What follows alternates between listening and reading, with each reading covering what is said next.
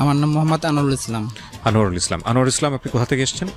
আমি সৈয়দপুর নীলফামারী থেকে এসেছি। সৈয়দপুর নীলফামারী থেকে। জি।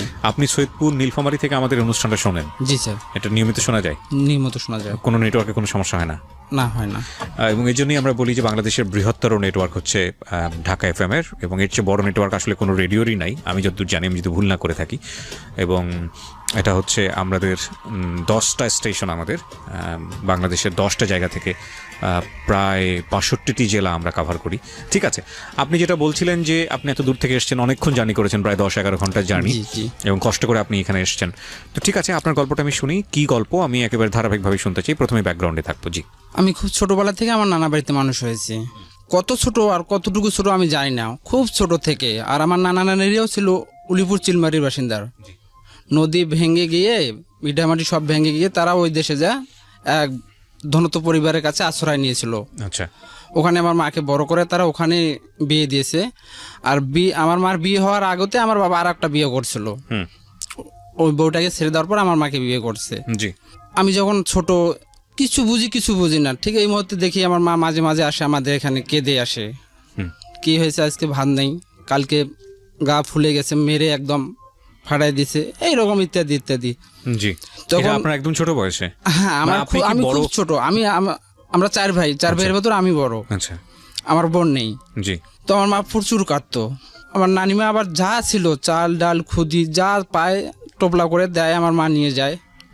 এভাবে যখন আমি একটু বুঝে উঠি, আমি ক্লাস 2-তে পড়ি, ঠিক ওই মধ্যে একদিন আমি স্কুলে গেলাম। তো আমি একদম গ্রাম্য এলাকায়, আমাদের এলাকাটা একদম গ্রাম্য এলাকা, ওখানে কোনো প্রাইভেট বা কোনো কোচিং টোচিংয়ের কোনো ব্যবস্থা ছিল না। আমি লেখাপড়া খুব কম পারতাম, তো ভালো পারতাম না।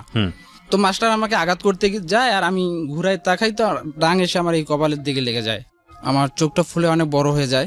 মানে আমাদের বাড়িতে যাই, বাড়ি যাওয়ার পর আমার নানিমা বলে, কিরে বাবা তোর এখানে কি হয়েছে? উলিপুরি চিলমারি লোকের ভাষা, কেরে বাবা তোর এখানে কি হয়েছে? আমি বললাম যে স্যার মারছে। তো আমার নানিমা আবার আমার মামার কাছে নিয়ে যেয়ে বলতেছে, দেখ রে ছেলেটাকে মারে কি করছে। তো ওখানে সেই ধনত পরিবারের যিনি আমাদেরকে আশ্রয় দিয়েছিল, আমাদের নানাকে, তিনি ছিল। বলতেছে কি হয়েছে, এইদিকে আনতো। আমি নানা বলে ডাকি তাকে। তো ওনার কাছে গেলাম, উনি বলতেছে কি হয়েছে রে? আমি বললাম নানা স্যার মারছে। তখন ওই নানা আটাল থেকে নেমে আসলো, টং টং ওখান থেকে নেমে এসে ওই স্কুলে গেল। স্কুলে যাওয়ার সাথে উনি আবার ওই ওনার জায়গাতে স্কুল। আচ্ছা। তো উনি যাওয়ার সাথে মাস্টার সবাই বেড়ে আসলো। তো উনি বলতেছে বাচ্চাটাকে মারবি তো, তো মারার আর কোনো জায়গা নাই? কাছে না, আমি তোকে মারিনি, ওখানে তোর বুল্লা কামড়াইছে। তো ওই কথা বলার সাথে ওই নানার হাতে একটা লাঠি ছিল, লাঠি দিয়ে একটা ঢেল দিয়েছিল। কপাল ভালো, ওর কপালে লাগে নাই, দেওয়ালে লেগে গেছিল। কাছে তুই এক অন্যায় করছিস, বাচ্চাটাকে চোখে মেরে, দ্বিতীয় অন্যায় করলি মিথ্যা কথা বলে। মানে যার সাথে আরো অনেকগুলো লোক আসলো, ওদেরকে বলতেছে একে বাঁধো, বাটাকে বাঁধো, আসি বেঁধে পিটাবো। পরে আবার স্যার আর অনেক সবাই অনুরোধ করে মাছ চাইলো। তারপর থেকে আর স্যারটা মারামারি করে না। ওকে। তারপর বাসায় গিয়ে দেখি এদিকে আমার চোখ ফুলে গেছে, ওদিকে মা এসে তার হাত ফুলে বসে আছে। কি হয়েছে? মারছে। মানে বাবা মেরেছে? বাবা মেরেছে, খুবই মারতো আমার মাকে। আমার বাবা খুবই মারতো। ভালো লোক ছিল না। রাত বিরাত 1-2টার দিক রিক্সা চালাতো, রিক্সা চলে আসতো, আসে নাই, কিছু নেই। কোথায় কোথায় ঘুরে বেড়াতো, কি করতো, কোন মহিলার পাশে পাশে ঘুরে বেড়াতো, কোনো ভ্যালু নেই। তারপর আবার ওই নানিমা আর কি করে, যা আছে টাকা পয়সা, খুদি চাল ডাল ওইগুলো দেয়, নিয়ে যায়। 2 দিন 3 দিন করে উপাস থাকে, মাঝে মাঝে খায়, মাঝে মাঝে খায় না। আর আমার বাবা আমার ছোট তখন আমার ছোট আরো 2টা ভাই আছিল, ওদেরকেও পিটাতো, প্রচুর পিটাতো। জি। আর মানে যত মহিলা লোকের পেছে পেছে ঘুরে বেড়াতো, এটাই তার অভ্যাস ছিল, মহিলা লোকের পেছে পেছে ঘুরে বেড়া। কিছুদিন পর একটা মেয়েকে বিয়ে করে নিয়ে আসলো বাসায়। খাবার নাই বাড়িতে, একটা ঘর, সেখানে মা থাকে, বাবা থাকে, আমার ছোট 2টা ভাই থাকে। জি। ওই মহিলাকে এনে কোথায় রাখবে? আমার মা খুব মানে কিছু বলতে গেলে আমার মাকে আবার ধরে মারে। মা আবার কেঁদে আমার নানা বাড়িতে আসলো। পরের দিন আবার মামা ওই মেম্বার চেয়ারম্যান সবাইকে ডেকে ওখানে যায়, যে একটা বৈঠক করে মিটিং করে মহিলাকে আবার 5,000 টাকা দিয়ে ওকে সরে দেওয়ালো। এভাবে বেশ আর তখন কিছুদিন আর কি চললো। চলার পর আবার একটা নিয়ে আসলো। এবার আর আমার মামা বলতেছে যে ওর সংসার করার প্রয়োজন নেই, তো ওর সংসার ও ছেড়ে দিয়ে আমাদের এখানে আয়, আমি তোকে কষ্ট করে হলেও পুষবো। মা আর মানতেছে না। বলতেছে তোদের ওখানে যা কি করি, বিয়ে মানুষের জীবনে একবারে হয়, অনেক কিছু আর কি, অনেক বোঝাপড়া করে ওই মহিলাটাকে একই জায়গায় একই সংসার। হ্যাঁ, ওই মহিলাটাকেও ছেড়ে দেওয়া হলো আর কি। ওর পেছনে তো প্রায় 5-7 হাজার টাকা খরচ। তখন আমি 2 থেকে ক্লাস 3-তে উঠলাম।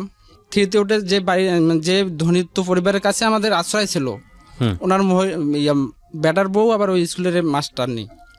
আমাকে বলতেছে, আনারুল তুই তো এখানে থাকিস, আমি তো আমার মেয়ে 2টাকে পড়াই, তুই এখানে আসি পড়লেই পারিস।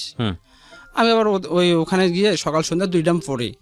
3 মধ্যে মানে 6 মাসের মধ্যে আমি খুব ভালো একটা পজিশনে আসি যাই, কি পড়াশোনার দিক দিয়ে খুব ফার্স্ট। আমার ভালো লাগে পড়াশোনা করতে, পড়তেই থাকি আর কি। ক্লাস 5-এ উঠছি আমি। ক্লাস 5-এ যখন ভর্তি হলাম, ঠিক ওই মুহূর্তে আমার বাবা একটা মহিলাকে নিয়ে ঢাকা পালিয়ে গেল। ঢাকায় আসলো, এখন মা ওখানে কি করে খাবে, কিছু তো ওখানে নাই। আর আমি খুব ছোটবেলাতে আমার নানিমা আমাকে একটা গরু দিয়েছিল, যে বাবা তোকে তো কিছু দিতে পারবো না আমার জীবনে, তোকে এই গরুটা দিলাম, যা হবে এটাই তোর। তো ওই গরুটা আমি আবার ওদের এখানে দিয়ে রাখছিলাম যে আদি হিসেবে তোমরা পোষো। গরুটা আবার 2টা বাছুর দিয়েছিল, 2টা বাছুর। ওই গরুটাকে নিয়ে আমার মা সেই অবস্থায় ওই মুহূর্তে আবার মা আবার প্রেগনেন্ট ছিল আর কি। আমার মাকে নিয়ে আসলাম।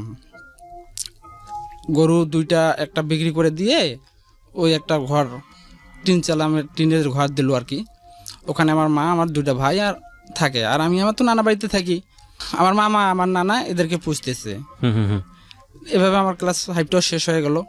আমার মামা আমার ক্লাস 5 শেষ না হতে বিয়ে করে ফেললো। আপনার মামা? আমার মামা একজন, আমার মাও একা, ওরা 2 ভাই বোন, বিয়ে করে ফেললো। তো আমার ক্লাস 5টাও শেষ হয়ে গেল। এখন মামাকে বলতেছি, মামা আমি হাই স্কুলে যাবো। কাজ ঠিক আছে, কালকে সকালে যাও, যা মাস্টারের কাছ থেকে কি লাগে লিখে নিয়ে আসবা। পরের দিন সকালে উঠে আমার মামা বলতেছে, বাবা দেখো 2টা লোক আমরা করি, তোর মা তোর ভাই, আবার তোকে পুষতে হয়, এত কিছু তো আমার পক্ষে সামাল দেওয়া সম্ভব না, বাট তুই কাজে লেগে যা, তোরা স্কুল যাওয়ার দরকার নাই, হাই স্কুল যাওয়ার তো দরকার নাই, তো এত পয়সা করে আমি কোথায় পাবো। কথাটা শুনে আমার আসমান ভেঙে মাথায় পড়লো। খুব কষ্ট করে কি করি না করি, মানে অনেকটা আর কি কষ্ট লাগতেছে। এমন সময় আমার নানা আসলো। আবার নানাকে বললাম, নানা মামা তো এরকম করে বলতেছে। আমার নানাকে কিন্তু নানাবা বলে ডাকতাম, আর নানিমাকে নানিমা বলে ডাকতাম, নানি বলে কখনো ডাকি নেই। ছোটবেলা থেকে মানুষ করছে তো আমি যতটুকু জানি ছোটবেলায় ওদেরকে মা বাবা বলে চিনতাম আর কি। আমার নানা বলতেছে, তুই কালকে স্কুলে যাবি, তোর সমস্ত খরচ আমি বহন করবো, এইগুলো নিয়ে তো ভাবার প্রয়োজন নেই। ঠিক পরের দিন সকালে 9টা সাড়ে 9টার দিকে আমি ঘুম থেকে উঠে মানে খাওয়া দাওয়া করে স্কুলে গেলাম। 1:30টার দিকে আমার এক মামা নামে বন্ধু, ওর সাথে আমার ভালো রিলেশন, খুব রিলেশন, উনি গেল আমার কাছে, যে বলতেছে, আনুল চল বাসায় চল। কোন বাসায় কেন? স্কুলে আসলাম, আজকে ফার্স্ট জীবন স্কুলের, হাই স্কুলের, বাসায় যাবো কেন? কাজ তোর নানা মারা গেছে। ফাজলামি করার আর জায়গা পান নেই আপনি, এই জায়গায় সেই কথা বলার লাগবে? কাছে বাবা হ্যাঁ তোর নানা মারা গেছে। আমার যে কি করব আমি মানে দিশা পাচ্ছি না। ওই মুহূর্তে সাইকেলে উঠতে গেছি, পড়ে গেছি। তখন স্যার একটা দেখে আমাকে রিক্সা ভাড়া করে দিল, রিক্সা করে গেলাম বাসায়। দেওয়া দেখতেছি ঠিক আমার নানা মারা গেছে। আমার মামা আমাকে জড়িয়ে ধরে কাঁদতেছে। কাদার লাগে না, পুরুষ লোক আমি জানি কাঁদতে পারে না, কিন্তু আমার আর দেহটা মানতেছে না। যে একজন আমাকে পড়াতে চাইলো সেও আজ দুনিয়া থেকে চলে গেল। আমার তো আর উপায় থাকলো না। নিজেকে কন্ট্রোল করে 10-15 দিন গেল, নানাবার যা করার লাগে আর কি সব কিছু করা শেষ হয়ে গেল। কিছুদিন পর আমার ওই মামার ঘরে কাজে যাচ্ছে, তো বলতেছি মামা আমিও যাব কাজে। কাজে গেলে পাশুন নিয়ে আয়, একটা পাশুন নিয়ে গেলাম। তখন ওই পটল মরিচ এগুলো নেলানি করতাম। সারাদিন শেষে 1 কেজি চাল আর 10টা টাকা হাতে ধরাই দিত। তো প্রথম দিন ফার্স্ট দিন যেদিন 10 টাকা হাতে পেয়েছি, 1 কেজি চাল পেয়েছি, আমার খুব ভালো লাগলো। 10 টাকা পেয়েছি হাতে, আমার নিজের যাবে টাকা, আমার খুব ভালো লাগতেছে আর কি। যতটুকু কষ্ট করছি টাকা 10টা পেয়ে সবকিছু ভুলে গেছি, ভালো লাগতেছে। তো এই টাকা 10টা এনে মার হাতে দিলাম। মা বলতেছে আমাকে দেওয়ার দরকার নেই, তোর আমাকে দিস, ওরা তো আমাকে পুষতেছে, আর তোর টাকা নিয়ে কী করি। তো এভাবেই বেশ মোটামুটি 6 মাসের মতো কাজ কাম করি। তো আমাদের গ্রামের পাশের গ্রামে একটা মেয়ে ছিল, ও দেখতে শুনতে মার্শাল্লাহ, গরিব মানুষের ঘরে এরকম মেয়ে খুবই কম হয়। ওদের বাড়িতে আমি যাতায়াত করতাম সকাল সন্ধ্যা। এক পর্যায়ে ভাবতেছি একটা ছেলে একটা পরিবারের সকাল সন্ধ্যা যাতায়াত করলে কেমন দেখা যায়। তো ওর বড় ভাই ছিল, ওর বড় ভাইয়ের সাথে আমি দোস্ত পাতালাম, দোস্ত যেটাকে গ্রাম্য ভাষা বলে বন্ধু। দোস্ত ওদের বাড়িতে ফের কন্টিনিউ যাতায়াত করতাম। যাতায়াত করতে করতে কোনো একদিন আমার যে মামা ছিল একটা না, আমার ওর সঙ্গে যে কাজ কাম করি একদম অনেক বেশি সম্পর্ক। মামা বলতেছে যে ভাই না, যে মেয়েটা আছে ওই মেয়েটার সাথে আমি সম্পর্ক করতে চাই। তো বললাম যে সম্পর্ক যদি করেন তো আপনি ওকে যা বলেন। তো বলতেছে না ভাই না, আপনি ওদের বাড়িতে যাতায়াত করেন, আপনি গিয়ে কথাটা বলেন। না বাবাটা আমার দ্বারা সম্ভব না, আমি ওদের বাড়িতে যাতায়াত করি, বন্ধু হিসাবে দোস্ত হিসাবে যাতায়াত করি, এই কথাটা বললে ওরা হয়তো আবার অন্য কিছু মনে করতে পারে। কাছে না কিছু মনে করবে না, আপনি দেখেন একটু চেষ্টা করেন। ওকে। তখন আমি আবার ওই মেয়েটাকে বললাম আর কি, বলতেছে তোর মামা আমাকে পছন্দ করে, তুই আমাকে পছন্দ করিস না? না না, আমি কেন তোকে পছন্দ করবো, তোকে আমি আমার দোস্তর বোন হিসেবে চিনি, আর আমারও বোন হিসেবে আমি চিনি, আমি তোকে পছন্দ করি না। ঠিক আছে, তোর মামাকে যা বলিস, তোর মামাকে আমি পছন্দ করি। এইভাবে আর কি চলতেছে ওদের সম্পর্কটা। বেশ মোটামুটি 1 বছরের মতো চললো। 1 বছরের ভেতরতে আমার মামা বিয়ের প্রস্তাব দিল মেয়েটাকে মেয়েদের বাড়িতে। তখন আমার ওই মামার বাবা ও আবার নিয়ে যা আরেকখানে বিয়ে দিয়ে দিল। ওর কাছে আর ওর বিয়ে হলো না। ওকে আমি প্রস্তাব দিলাম আর কি। যখন প্রস্তাব দিলাম তো বলতেছে আমি জানি তুই আগে থেকে আমাকে পছন্দ করিস, কেন যে বলিস না আমি জানি না, তবে আমি তোর মাম্মাকে কখনোই ভালোবাসি নাই, আমি তোকে মন প্রাণ দিয়ে ভালোবাসি। তো আমার সম্পর্কটা প্রায় ওর সাথে 2 বছরের মতো চলে। একদিন আমি যার কাজ করি আমাদের গ্রামের পাশের গ্রামে, ওই বাড়িটাতে কেউ থাকে না, 3টা রুম ছিল। 3টা রুমে একটা রুমে ছিল পাটের সিন্ডা বার করার জন্য আমি রুমে ঢুকছি। তো রশিদা আমাকে দেখে ওই রুমে গিয়ে ঢুকছে। আর যে ছেলেটা কাজ করতেছি ওই আবার বাড়ি থেকে দেখছে, ওই বাড়ি থেকে দেখে যায় সাথে তালা মেরে দিয়া বাইরে হয়ে চলে আসছে। আমাকে বলতেছে তুই এখানে থাক, আমি চলে গেলাম। সকাল 8টা 8:30 দিক ঘটনা, তালা দিয়ে চলে গেছে। তো ও আসে তালা খুলে দিয়েছে প্রায় 3টা 3:30টার দিক। আর আমি যে মাঝে মাঝে কাজ করতাম, এর মাঝে আমরা মাদ্রাসা পড়তাম আর কি, সন্ধ্যার দিকে করে মাদ্রাসা পড়তাম 10-15টা ছেলে। তখন আমি কোরআন শরীফ পড়তাম।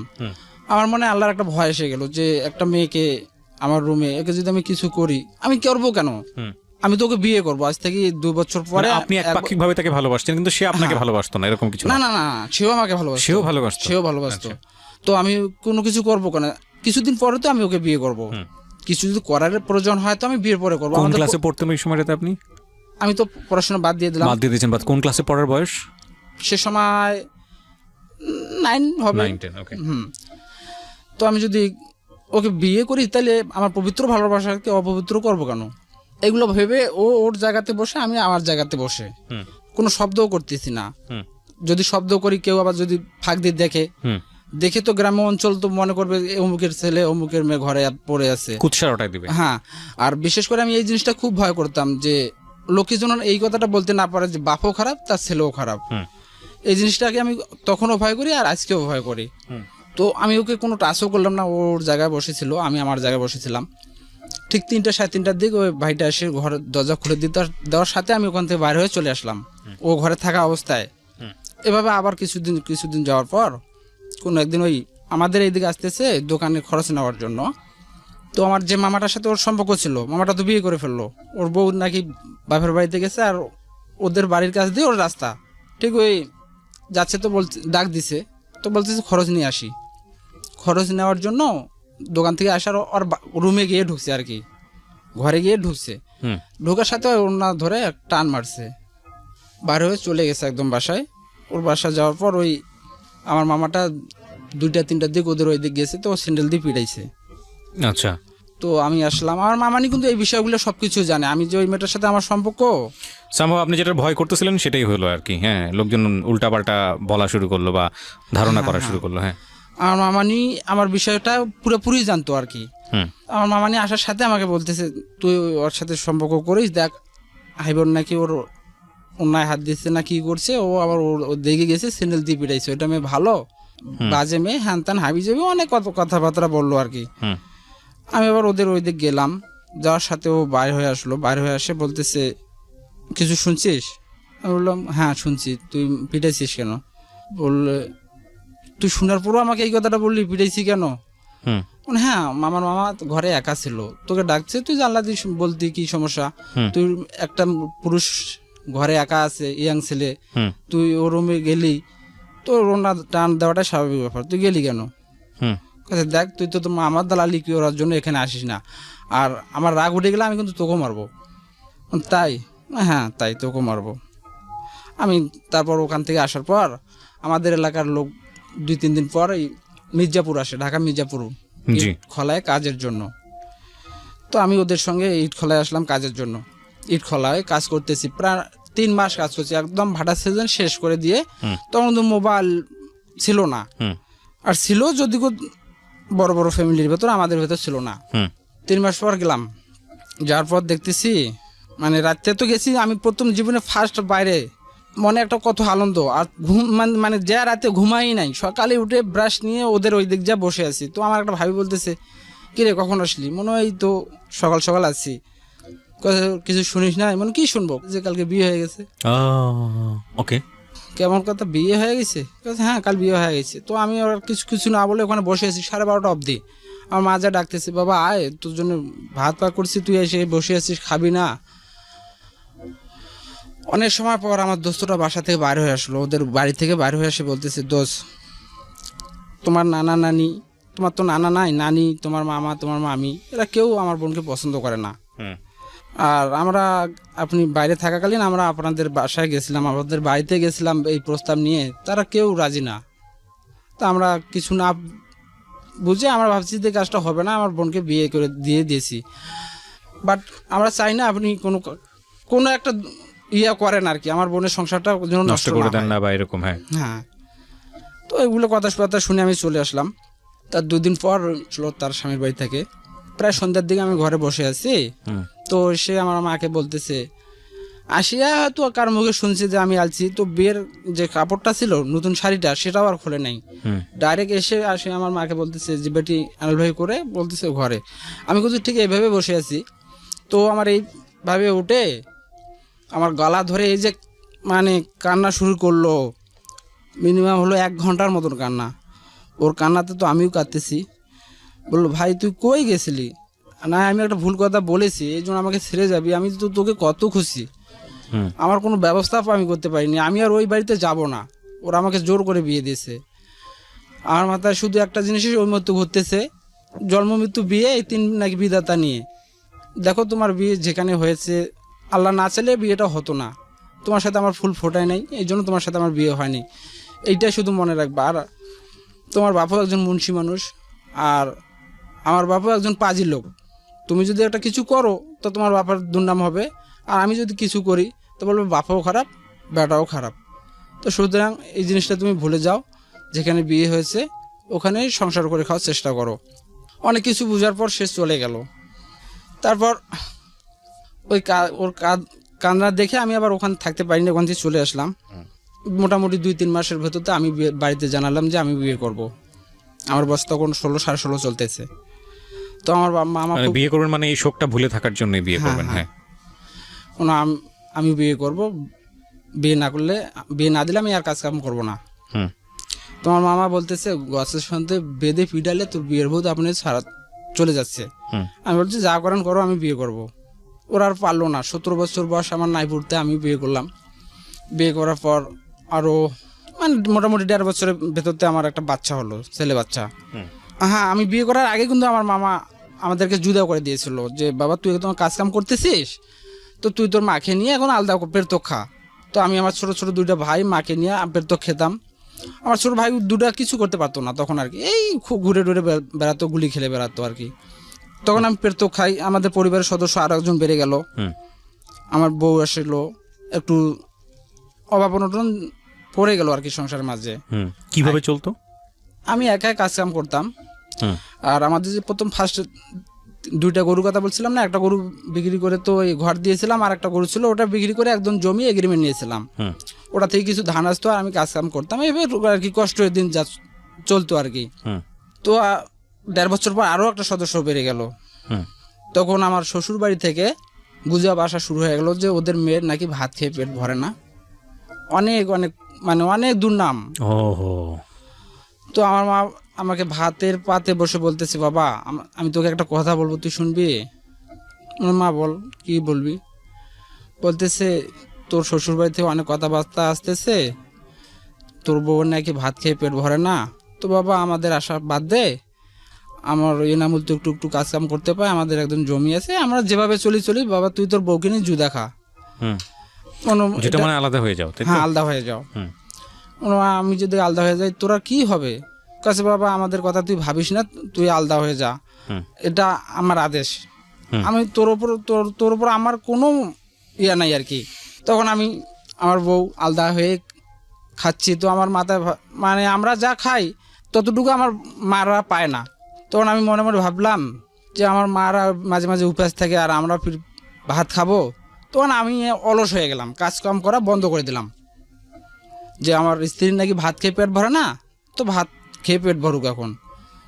তখনও আমি পুরো অলস হয়ে গেলাম, আজকে কাজ করলে আর 2-4 দিন কাজ করি না, এভাবে আবার অভাব অনটনে মানে জরিজন্য হয়ে গেলাম আর কি। তখন আমার মা আমাকে গালিগালাজ করতেছে, বাবা দেখে আমাদের কথাবার্তা ভেবে তুই এভাবে কাজ কাম করতেছিস না, তোরও একটা বাচ্চা আছে, বাচ্চাটা দুধ পায় না, ওর মা উপাস থাকে, তো এইভাবে চললে হবে, তুই বাবা কাজ কাম কর, মানে অনেক কথাবার্তা কইলো আর কি। তখন সৈয়দপুরে আমাদের একটা হার্ডবোর্ড ফ্লাইউড কোম্পানি ছিল, ওখানে যে আমি ভর্তি হই আচ্ছা কাজের জন্য। তো প্রথম মাস আমি 3,000, 3,500, 4,000 টাকা করে পাই, মোটামুটি 1 বছরের মতো এভাবে 4,000, 4,500 করে পাই। 1 বছর পর আমাদের কোম্পানিটা আমাদেরকে মানে যে কাজটা আমরা করি ওই কাজটা কন্ট্রাক্ট দিয়ে দেয়। কন্ট্রাক্ট দেওয়ার পর ওখানে আমাদের বেতন আসে যায় প্রথম মাসে 8,000 টাকা।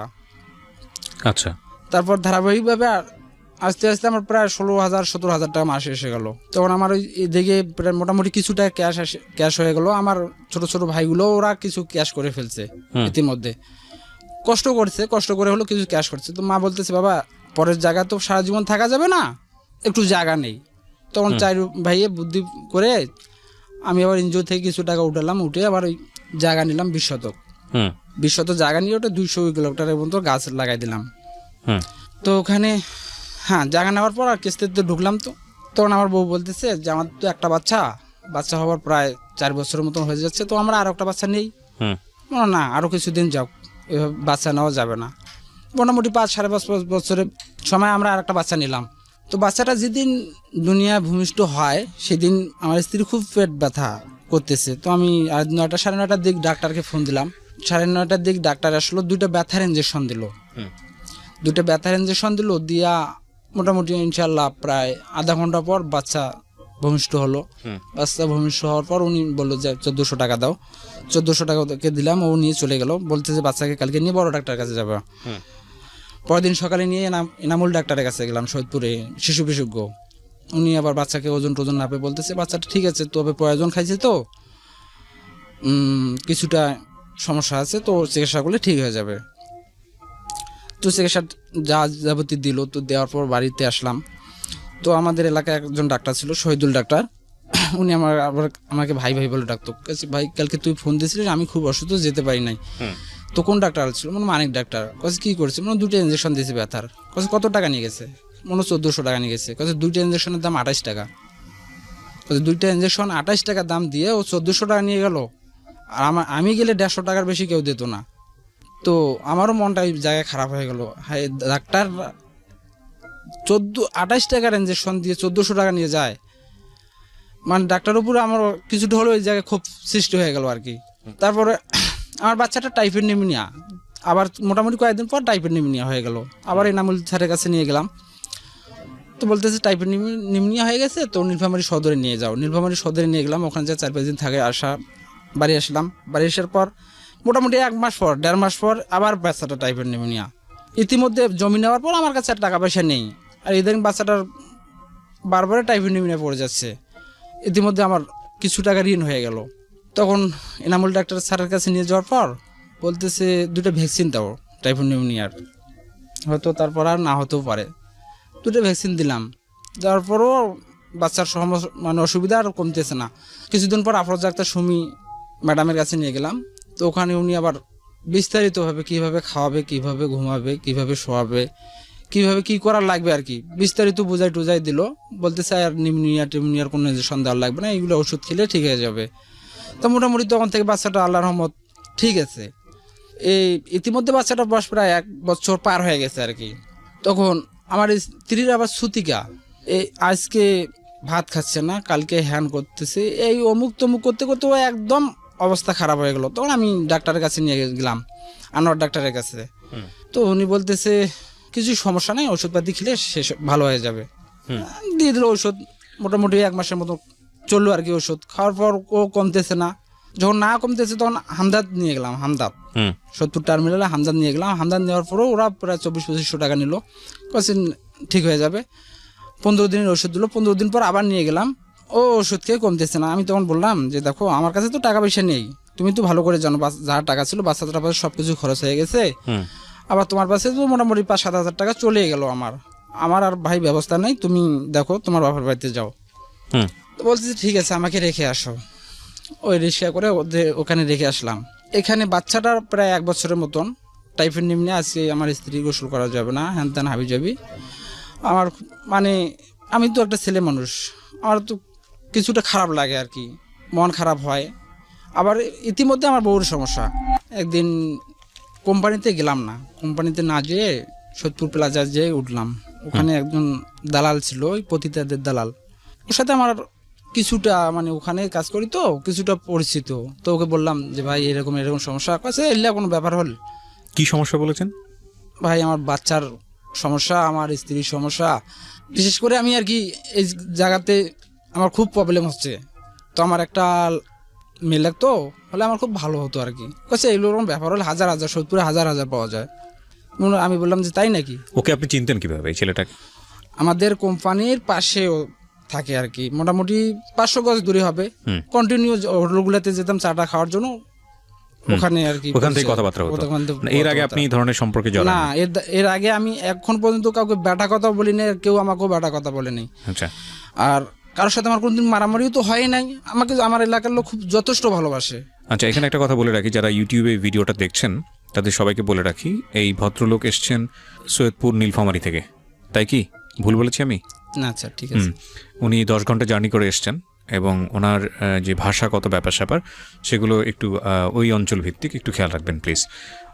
তার মানে আপনার ওয়াইফের প্রবলেম ছিল এবং সেই সময়টাতে আপনার ওয়াইফের সঙ্গে যে সম্পর্কটা থাকা উচিত সেটা ছিল না, যে কারণে আপনি ওই লোকের শরণাপন্ন হলেন। তারপর ওই জায়গাতে গেলাম।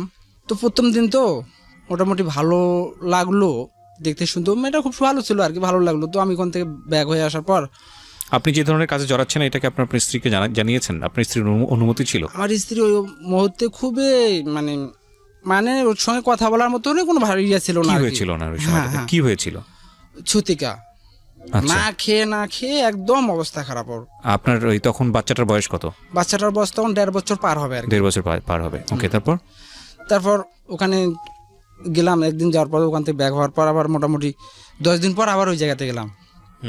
আবার ওই জায়গাতে গেছি আর কি, সেম ওই জায়গাতে যাওয়ার পর তো আমি ওখান থেকে আসতেছি, তো আমার খারাপ লাগতেছে, কেমন একটা ভাব আসতেছে আমার ভেতর থেকে। পেশাব করার পর আমি ভালো লাগতেছে না, খিটখিট লাগতেছে। তো ওখান থেকে আসার পর বাড়িতে চলাফেরা করতেছি, তো ততটা ভালো লাগতেছে না। তারপর আগে ওই জিনিসটা আমি মাথা থেকে ডিলিট করে দিলাম। জিনিসটা মনে হয় না, এই যেগুলো জায়গা যাবো না, আল্লাহ আমার ভুল হয়েছে, আমাকে মাফ করে দিও, আমি আর এই ব্যাপারে জড়াবো না, আমি আর এইগুলো ব্যাপারে জড়াবো না।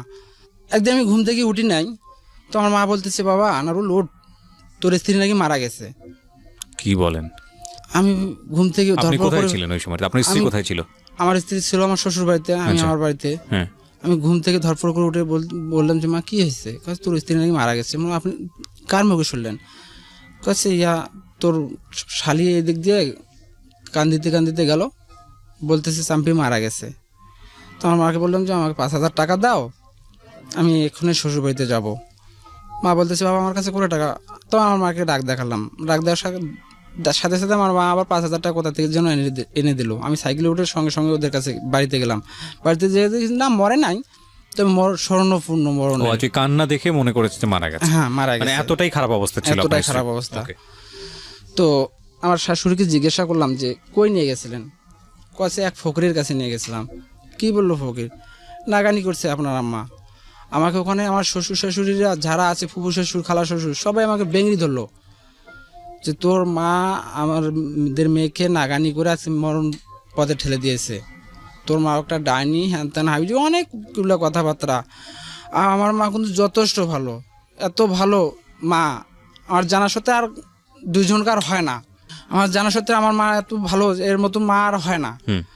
আমার মা যে জায়গায় সংসার করে খেয়েছে 14 বছরের মতো, ওখানে কোনোদিন কারোর সাথে কোনো কাজ হয়নি। ওই জায়গার লোকও খুব ভালো। ঠিক আছে, দরকার নেই। তারপর কি হলো, ঘটনা সামনে থেকে যান। ইতিমধ্যে আমার বাবা ওখান থেকে ঢাকা থেকে ব্যাগ দিল আর কি। ঢাকা থেকে ব্যাগ দিয়ে, হ্যাঁ এই ঘটনাটা ঠেকাই দিই নাকি স্যার? তো আমি বললাম যে দেখেন, আমার মা নাগানি যা করছে আমি মেনে নিলাম, আপনাদের মেয়েকে সাজায় দেন, আমি রংপুরে নিয়ে যাব। তারা বললো যে আমরা এখনই ফকিরের কাছ থেকে নিয়ে আসলাম, অনেক দোয়া তাবিজ দিছে, অনেক ওষুধপাতি দিছে, মনে ঠিক আছে আপনারা আপনাদের মতো করেন, আমি আমার মতো করি। আমি তখন আমার স্ত্রীকে ভ্যানে করে উঠাই নিয়ে রংপুরে নিয়ে আসলাম আবু কালাম আজাদ স্যারের কাছে। তারপর তো স্ত্রীকে রংপুর থেকে ওখানে নিয়ে গেলাম। আজাদ স্যার বললো যে কোনো সমস্যা নেই, এটা না খেয়ে এরকম হয়েছে, তো ওষুধ খেলে ঠিক হয়ে যাবে। তো উনি 10টা পল্লী স্যালাইন শরীরে দেওয়ার জন্য লিখে দিল। তো ওইগুলো ইতিমধ্যে 20 দিন মানে শরীরে দিতে দিতে আমার স্ত্রী মোটামুটি আর কি সুস্থ হয়ে আসলো। তো ঠিক এই মুহূর্তে আমি একদিন ঘুমের ঘরে বিছানায় পেশাব করে দিলাম। আচ্ছা আচ্ছা, ইন্টারেস্টিং। তারপর তো আমি ভাবতেছি যে হয়তো স্বপ্নতে কেউ বলে নাকি পেশাব করে, আমি হয়তো ঘুমের ঘরে স্বপ্নতে পেশাব করছি। আমার তো মনে পড়তেছে না, আমি যে স্বপ্নতে পেশাব করলে মানুষ মনে পড়ে, তো আমার তো মনে পড়তেছে না। তো মা বলতেছে বাবা কোম্পানিতে যাবি না? আমি বললাম যে না যাব না, বলে আবার শুয়ে থাকলাম। কিছু সময় পর উঠে যা কেতা কম্বল আছে সব কিছু ধুয়ে দিচ্ছি। তা মা বলতেছে কি হয়েছে? আমি বললাম যে আজকে আমার পেশাব করছি বিছানায়। কছে আমাকে দিলে তো আমি ধুয়ে দিতাম। না আমার পেশাব কেন, তুমি আপনার ধোয়ার প্রয়োজন নেই, আমি নিজে ধুচ্ছি। এই কথা বলে মা চলে গেল। আমি ওগুলো ধুয়ে রোদে দিয়ে, আমার মাথায় শুধু ওইটা ঘুরতেছে যে আমি বিছানায় কেন প্রসাব করলাম। এই বয়সে তো এরকম হওয়ার কথা না। দোকানে গিয়ে বসে টিভি দেখতেছি, লুঙ্গি পরা ছিল, তো দেখতেছি লুঙ্গির পেছন দিকটা ভিজে গেছে। ওহো, লুঙ্গির পেছন দিক কেন ভিজে গেল? তখন মানে উঠে দাঁড়াবো না, আবার 2-3টো পেশাব বার হয়ে গেল। ভাবতেছি যে এটাই সমস্যা হতে পারে। আচ্ছা, আপনি ওই মেয়েটার কাছে যাওয়ার কতদিন পরের ঘটনা এটা? মোটামুটি 1 মাস পরের ঘটনা। তো আমার 2-3টো পেশাব বাইর হয়ে গেল যখন। এর আগে তো কখনো এই ধরনের কোনো কিছু হয়নি? না, এর আগে কখনো এই ধরনের কোনো কিছুই ছিল না আমার শরীরে। এর আগে কখনো একটা ইনজেকশনও আমি দেই নাই। আল্লাহ আমাকে এতটা সুন্দর রাখছিল। তারপর পরের দিন রাতেও আমার বিছানায় পেশাব হয়ে গেল। একই জিনিস হচ্ছে, একই মানে সেম। যখন মোটামুটি 3-4 দিন হয়ে গেল, আমার স্ত্রী তো এদিকে একটু সুস্থ হয়ে উঠছে। তোর মা বলতেছে তোর বউকে যা নিয়ে আয়, এগুলা প্রত্যেকদিন ধোয়াধুয়ি তো আমার পক্ষে সম্ভব না, তোর বউকে নিয়ে আয়। তো আমার বউকে নিয়ে আসলাম। তো আমার বউ আসার পর বলতেছে যে কবিরাজের কাছে যাই। কোন কবিরাজের কাছে যাবে? তখন বাবুন্ডি গিয়ে কবিরাজের কাছে গেলাম। আপনার প্রবলেম নিয়ে নাকি? আমার প্রবলেম নিয়ে। আচ্ছা। তো উনি আবার পানি পড়া তাবিজ তুবিজ যা কিছু দেওয়ার দিল। তো আমি আবার তাবিজ কবিজে বিশ্বাস করি না। আমি তখনও বিশ্বাস করি না, আর এখনও বিশ্বাস করি না। তাবিজটা তো পড়ি নাই, পানি পড়াগুলো যেগুলো দিয়েছি ওগুলো খাইছি। তো আমার পেশাবের কোনো উন্নতি নাই। আমি বসে আছি, আমার পেশাব বাইরে হয়ে যাচ্ছে, আবার ঘুমের ঘরে পেশাব বাইরে হয়ে যাচ্ছে কন্টিনিউ। আমার শরীর ধীরে ধীরে দুর্বল হয়ে পড়তেছে। তো আমাদের এলাকায় কবিরাজ আসলো, এসে বলতেছে এটা নাগানি হয়েছে আর লিভারেরও কিছু সমস্যা আছে। মানে আপনি কোনো কিছু হলে কি আপনাদের ফ্যামিলিতে ফার্স্ট কবিরাজের কাছে যেতেন? হ্যাঁ, ডাক্তারের কাছে আগে যেতেন না? ডাক্তারের কাছে আমি যেতাম, কিন্তু আমাদের পরিবার থেকে এটা যেত না। ওকে। আর গ্রামও তো মহিলারা এরা ফুক ফাঁকে বেশি বিশ্বাস করে। তো লিভারের সমস্যা আছে এবং ফুক ফাঁক মানে নাগানি কিছু আছে আর কি। তো আমার বাবা বলতেছে সমাধান 5,000 টাকা দেন, এটা সমাধান হয়ে যাবে। তখন আমার মা ওখানে 3,000 টাকা দিল, উনি কিছু ওষুধ দিল, আর আমাকে বলতেছে প্রত্যেকদিন সন্ধ্যার পর যা আটিয়া কলার গাছের শিপা 3-4টা শেষে ওখানে একটা পত্র রাখাই দিয়ে আসবে, অনেক কিছু রস পড়বে, ওইটা প্রত্যেকদিন সকালে করে খালি পেটে খাবে। তো আমি আটিয়া কলার গাছ খুঁজে পাই না, হয়তো কবরস্থানে গিয়ে পেলাম। আটিয়া কলা মানে যেটাকে বলে হচ্ছে কাঁচা কলা, মানে ওই যে তরকারির কলা যেটা? না তাহলে আটিয়া কলা একটা কলা আছে, বিচি কলা। আচ্ছা আচ্ছা, বুঝতে পেরেছি। হ্যাঁ, তো ওই কলার গাছ একটা কবরস্থানে গিয়ে পেলাম। তো সন্ধ্যের দিকে যেতাম না, 8টা 8:30টার দিকে যা শিপাশি আছে দিয়ে আসতাম। পরের দিন পত্র উছলেই পানি পড়ে যেত, এতগুলো পানি বার হতো। আচ্ছা। তো ওইগুলো লাগাতার 15 দিন খেলাম, আমার পেশাবের কোনো উন্নতি নাই। এদিকে আমি যে কোম্পানিটাতে আছি, আমার ছাড় ডাকলো, ছাড় ডেকে বলতেছে তুই গত 9 মাসে অ্যাবসেন্ট করছিস 3টা, আর এই 3 মাসে অ্যাবসেন্ট করলি 45টা, তোর অ্যাবসেন্ট দাঁড়ালো 48টা অ্যাবসেন্ট দাঁড়ালো। তো এখানে তো ছুটি আছে, শুক্রবার ছুটি, আর সরকারি ছুটি মুটি এগুলো ইত্যাদি আছে। তো তুই যে 48টা অ্যাবসেন্টে করিস বছরে, তো আমার এরকম শ্রমিকের প্রয়োজন নেই। স্যার আপনি তো জানেন আমার পেশাবের সমস্যা, ভালো করে জানেন, আমার শরীরটা দুর্বল, আমি ডিউটি করতে পারতেছি না, এগুলোর জায়গায় এগুলো কথাবার্তা বলার তো কোনো প্রয়োজন নেই। মানে আমার স্যারটা কিন্তু ভারতী, ওর মুখের ভাষা খুবই খারাপ ছিল, জঘন্য ভাষায় গালি দিয়ে বলতেছে তোকে আমি আরও 4 মাস সময় দিলাম, এই 4 মাসের ভিতর তুই যদি সুস্থ হয়ে আসতে পারিস তো আয়, আর এই 4 মাসে তুই কয়টা অ্যাবসেন্ট করবি আর কয়টা প্রেজেন্ট করবি এগুলো আমার দেখার বিষয় নেই, আমি তোকে ছাড় দিয়ে দিলাম। তা মোটামুটি 4 মাস জানি, সেই দিনে আমি ডিসিশন নিলাম, আমার মামাটাকে ডাকলাম যে মামা চলেন আমি যাই, রংপুরে যাই, মানে ডাক্তারের কাছে যাব। তো মা বললো যে ঠিক আছে। শুক্রবার দিন আমি রংপুরে আসলাম, আবু কালাম আজাদ স্যারের কাছে 5,000 টাকা নিয়ে আসলাম। তো টাকা পয়সা কিন্তু আমার হাতে নেই, তো টাকা পয়সা একদমই নেই, ওটা আমার কাছ থেকে নিয়ে আসছি 5,000 টাকা। আবু কালাম আজাদ স্যারের কাছে আসলাম, তো স্যার দেখে আবার রিপোর্ট দিল ইত্যাদি, মানে যাবতীয় রিপোর্ট দিল আর কি। রিপোর্টগুলো করার পর মানে শুক্রবার দিন ছিল আলট্রাসোনোগ্রাম, মানে প্যাথোলজি স্যারটা ছিল না, নামাজে গেছিলো, সবগুলো রিপোর্ট হয়ে গেছে, খালি প্যাথোলজিটা এখনো হয় নাই। তো স্যার আসলো, নামাজ পড়ে আসে, মেশিনটা আমার পেটে যেই মাত্র দেওয়ার সাথে করছে, ওই বাবা কি হয়েছে তোমার পেটে, এত ইনফেকশন ভরে গেছে তোমার পেট, তোমার পেশাবে জ্বালা হয় না? না স্যার আমার তো পেশাবে জ্বালা হয় না, তবে গভীর পেশাব হয়ে যায়। বলছে না তোমার পেশাবে জ্বালা হয়? স্যার হলে হতে পারে, আমি এটা লক্ষ্য করিনি এতদিন। হ্যাঁ কচ্ছে হ্যাঁ তোমার পেশাবে জ্বালা হয় বলে এই রিপোর্টগুলো কিছু সময়ের ভিতরে পেয়ে গেলাম। তো আবু কালাম আজাদ স্যার কাছে আমি আর গেলাম না, ওই আমার মামাটা কাগজপাতিগুলো নিয়ে গেল। তো আমার মামাটাকে বলছে যে স্যার যে ওর পেশাবে যথেষ্ট ইনফেকশন আর আরও কিছু সমস্যা আছে, তো 19 দিনের ওষুধ দিলাম, 19 দিন পর আবার আসো। তো এইদিকে মার কাছ থেকে 5,000 টাকা নিয়ে গেছি, এদিকে আবু কালাম আজাদ স্যার যখন বললো যে 19 দিন পর আবার নিয়ে আসেন, তখন স্যার ওই কয়েকদিন পর বেতন পেয়ে তো মাকে 5,000 টাকা মার কাছ থেকে নিয়েছি, মাকে দিয়ে দিয়েছি। তো 19 দিন পর আর স্যারের কাছে আসা হয় নাই। তো 25 দিনের মাথায় যে আমার শরীর আর পাচ্ছে না, আমার পা রক টানতেছে, আমার নিঃশ্বাস খুব মানে মুখ দিয়ে আসতেছে, তখন আমার ভালো লাগতেছে না। আমি স্যারকে বললাম স্যার আমার ভালো লাগতেছে না, আমি বাসায় চলে যাব। তো স্যার বললো ঠিক আছে যাও, তোর কিছু টাকা বেতনের আছে তুই নিয়ে যাবি। স্যার বলতেছে দেন স্যার, দিলে তো ভালো হয়। তো স্যার আমাকে ওই মুহূর্তে বেতনের না 2,500 না 3,000 টাকার মতো পেলাম। তো ওইটা দিয়ে বলতেছে ডাক্তারের কাছে, কোন ডাক্তারের কাছে চিকিৎসা নিচ্ছি যে তোর অসুখ সারতেছে না? স্যার আবু কালাম আজাদ স্যারের কাছে গেছিলাম, তো 19 দিন পর ডাকছে, আমি যেতে পারিনি টাকার অতর অভাবে। স্যার ওই বলে জ্যাব থেকে যাবে হাত দিয়ে 5,000 টাকা আমাকে বার করে দিল, বলতেছে যা ডাক্তারের কাছে যা, ভালো ডাক্তারের কাছে যা, চিকিৎসা করে কোম্পানিতে ফিরে আয়। তো টাকা নিয়ে আসিয়া আমি বাড়িতে আসি। তো ঠিক সন্ধ্যের দিকে আমার ওই মামার নামে বন্ধুটা আসলো, আসি বলতেছে বাবা কেমন লাগতেছে এখন? আমি কেঁদে দিলাম ওই মুহূর্তে, আমার মানে একদম ভালো লাগতেছে না, খুব অস্থিরতা লাগতেছে, অস্থির ফিল করতেছি, একদম ভালো লাগতেছে না, আমি আর পারতেছি না। আমার ডাক্তার কি বললো তখন যে কি কারণে আপনার এটা হয়েছে, এরকম কিছু বলেছে? তখন ওই আবু কালাম স্যার কিছু বলে নাই। আচ্ছা। তখন আমাকে ডাক্তারের কাছে নিয়ে যাও, আমি আর পারতেছি না, আমার খুব অস্থিরতা লাগতেছে, আমি মানে কিচ্ছু ভালো লাগতেছে না, এমন পরিস্থিতি। তখন আমাকে রংপুর সৈয়দপুর 100 হাসপাতাল নিয়ে ভর্তি করার পর ওরা পরের দিন রিপোর্ট করালো, যাবতীয় রিপোর্ট করে পরের দিন সকালে আমাকে বলতেছে টাইফয়েড নিউমোনিয়া হয়েছে। টাইফয়েড নিউমোনিয়া যখন ওই কথা বললো, ওরা আমাকে টাইফয়েড নিউমোনিয়ার 2টা ইঞ্জেকশনও দিয়ে দিল আর কি, সরকারি ইঞ্জেকশন ফ্রি দিয়ে দিল। আর এই ইঞ্জেকশনটা দেওয়ার পর আমার সমস্যাটা আরো ক্রমে বাড়তেছে, আমার নিঃশ্বাসের সমস্যা হয়ে যাচ্ছে, আমার মানে শ্বাস প্রশ্বাস মানে মুখ দিয়ে আসতেছে, আমার ভালো লাগছে। তখন কি প্রস্রাবের কোনো উন্নতি হয়েছে নাকি ওরকমই আছে? স্যার ওই আবু কালাম আজাদ স্যারের ওষুধ খাওয়ার পর 19 দিন যে ওষুধটা দিছিল, 7 দিন ওষুধটা খাওয়ার পর আমার পেশাবটা বন্ধ হয়ে গেছে, পেশাবটা আর হচ্ছে না, তারপরে ঘটনা এগুলো আর কি। তো আমার নিঃশ্বাসের সমস্যা হয়ে যাচ্ছে, তো আমি খুব আস্তে করে একদম নিচতলায় গেলাম। নিচতলায় যা আবু কালাম মানে ওখানে যে ইমার্জেন্সি স্যার থাকে না, আমাকে জিজ্ঞাসা করছে স্যার আমার খুব সমস্যা লাগতেছে, আমার পারতেছি না, আমাকে দেখেন। তো আমাদের এলাকার এক মেম্বার ওই হাসপাতালের পেছনে ওর ছেলেকে বিয়ে দিয়েছে, তো ওর শালা আমার মেম্বারের মানে পুতলা কাটা হয় কে চেনে, আমাকে বলতেছে ভাই কি সমস্যা? ভাই আমার খুব খারাপ লাগতেছে। উনি আবার আমাকে ওই হাসপাতালে ভর্তি করে দিয়েছিল আর কি, উনি কেবিন নিয়ে দিয়েছিল। তো আমার খুব অসুবিধা লাগতেছে, চলেন উপরে চলেন। উনি আবার ওর বন্ধু 2টা সহকারে আমাকে নিয়ে আসলো উপরে, আমার পা টানতেছে, রগ টানতেছে, মানে এমন ভাবে খিঁচতেছে আমি আর সোজা করতে পারতেছি না।